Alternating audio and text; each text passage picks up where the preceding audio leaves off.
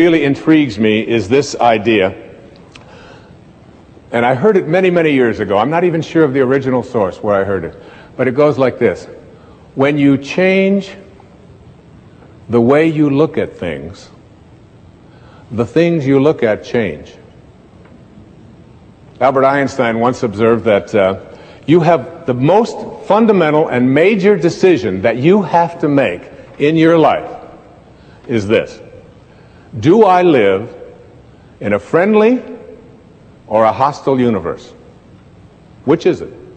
Is it a universe that is filled with hostility and anger and people wanting to hate each other and people wanting to kill each other? Is that what you see? Because when you see the world that way, that's exactly what you will create for yourself in your life. This is from great scientific minds.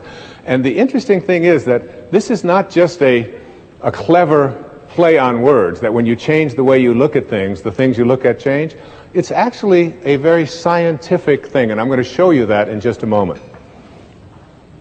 I'd like you to imagine the following scene. You're in your house. You've got your car keys in your hand. The lights go out. Power failure. You can't see a thing. You stumble around in your living room and you drop your keys. And you look around for a moment and you realize that you're never going to find them in the dark.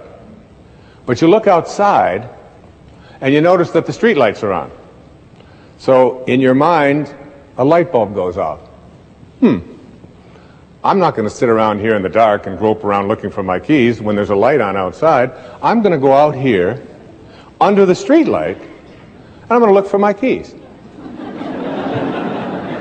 Why are you laughing? This makes a lot of sense.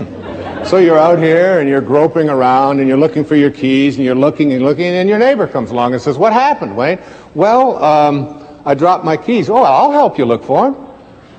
And the two of us are now down here looking for our keys. And looking, finally he says to me, "Excuse me, but where did you drop your keys?" "Well, I dropped them in the house." He said, "You mean to tell me that you dropped your keys in the house and you're looking for them out here in the street light? Doesn't make any sense." And I said, "Well, it doesn't make any sense to grope around in the dark when there's light out here." Now you laugh and you think how silly that is, but isn't that exactly what we do when we have a problem, a difficulty, a struggle that is located inside and we're looking for the solution outside? Someplace outside of ourselves. It would be like going to the doctor and telling him all of your symptoms, and the doctor says, "Oh boy, you've got a lot of symptoms." And he starts writing out prescriptions.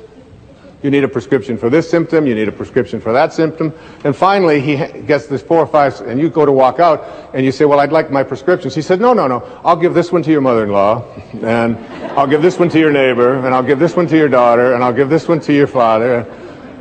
I mean, you're the one with the struggles and with the difficulties, and expecting somebody else to change or something outside of you to get better in order for you to make your life work at this level that I'm calling intention is something you have to really take a hard look at. It's in here.